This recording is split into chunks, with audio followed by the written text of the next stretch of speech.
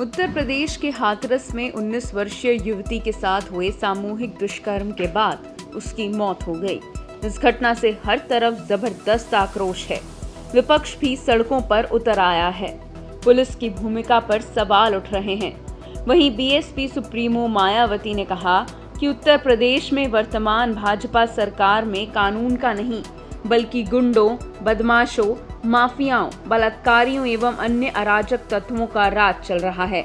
वैसे आप लोगों को ये मालूम है कि हाथरस की घटना के बाद मुझे ऐसा लग रहा था कि शायद यूपी में बीजेपी की सरकार कुछ हरकत में आएगी और यूपी में जो मन चले लोग हैं, जो बहन बेटियों का उत्पीड़न कर रहे हैं, महिलाओं का उत्पीड़न कर रहे हैं, तो उन पर ये सरकार जरूर अंकुश लगाएगी। लेकिन ऐसा नहीं हुआ। बड़े दुख के साथ कहना पड़ता है कि जब मैं आज सुबह उठी और मैंने न्यूज़ वगैरह देखा तो मुझे मालूम हुआ कि हाथरस की तरह ही तो बलरामपुर जिले में भी एक दलित छात्रा के साथ लगभग ऐसी ही घटना घटी और उसकी मौत भी हो चुकी है, जो अति दुखद है, अति निंदनीय है। तो कहने का तात्पर्य ये है कि उत्तर प्रदेश में वर्तमान भाजपा सरकार में तो कानून का नहीं बल्कि गुंडों, बदमाशों, माफियाओं, बलात्कारियों एवं अन्य अराजक तत्वों का राज चल रहा है और यहां कानून व्यवस्था पूरी तरह से दम तोड़ चुकी है। खासकर इस सरकार में यहाँ की बहन बेटियां तो बिल्कुल भी सुरक्षित नहीं है। जैसा कि मैंने अभी आपको बताया कि मैं सोच रही थी कि हाथरस के बाद ये लोग हरकत में आएंगे, लेकिन नहीं आए। और बलरामपुर की घटना जब मैंने आज सुबह न्यूज में देखी तो मुझे झकझोर दिया। मुझे ऐसा लगा कि मुझे मीडिया में जाकर यदि यूपी सरकार नहीं जाग रही है तो मुझे केंद्र की सरकार को जगाना चाहिए।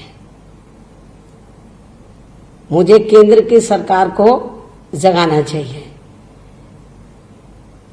और उत्तर प्रदेश में आप लोगों को ये मालूम है कि जब से ये सरकार बनी है तो ये सरकार कानून व्यवस्था के नाम पर अब तक पता नहीं कितने फरमान जारी कर दिए हैं। इस सरकार ने आए दिन लोगों के मकान खूब तोड़े हैं, एनकाउंटर भी खूब किए हैं। अब इसमें कितनी सच्चाई है ये तो आने वाला समय बताएगा। लोग तो ये कहते हैं कि जो कुछ भी इन्होंने अभी तक कार्रवाई की है लोगों के मकान तोड़ने में और एनकाउंटर में, तो इसमें ईमानदारी कम है बल्कि राजनीतिक स्वार्थ ज्यादा है। मेरे ख्याल ये बहुत ही ये नीचे किस्म की ये हरकत है। यदि ऐसा है जो लोगों की आम चर्चा है, यदि इसमें सच्चाई है तो ये इससे कोई यूपी की सरकार को हम अच्छी सरकार नहीं कह सकते हैं। तो और खास तौर से इस सरकार में वैसे तो सभी वर्ग के लोग दुखी हैं, विभिन्न क्षेत्रों में लोग दुखी हैं। हर प्रकार का अपराध बड़े पैमाने पर बढ़ा है। मैं हर किस्म का जो है क्राइम बढ़ा है, लेकिन जो हमारी बहन बेटियां हैं तो वो तो इस सरकार में बिल्कुल भी सेफ नहीं है, सुरक्षित नहीं है। तो मेरा केंद्र की सरकार को यही कहना है कि यूपी गवर्नमेंट नहीं जाग रही है। आदित्यनाथ योगी इस लायक नहीं है कि वो लॉ एंड ऑर्डर को संभाल सके। तो केंद्र की सरकार को जानना चाहिए। और केंद्र की सरकार से मेरा यही कहना है कि यदि केंद्र की सरकार ने तो आरएसएस के दबाव में आकर इनको उत्तर प्रदेश का मुख्यमंत्री तो बना दिया, लेकिन इस लायक नहीं है कि वो उत्तर प्रदेश का में बढ़िया शासन प्रशासन यूपी की जनता को दे सके। तो मुझे क्या लगता है, बीजेपी को आरएसएस के से बात करनी चाहिए, उनके शिकंजे से बाहर निकलना चाहिए। आरएसएस के आपको उत्तर प्रदेश की जनता के हित में सोचना चाहिए। और मेरा केंद्र की सरकार को यही कहना है कि बेहतर होगा तो आदित्यनाथ योगी को तो जहां उनकी असली जगह है गोरखपुर में मठ में वहां बैठा दें।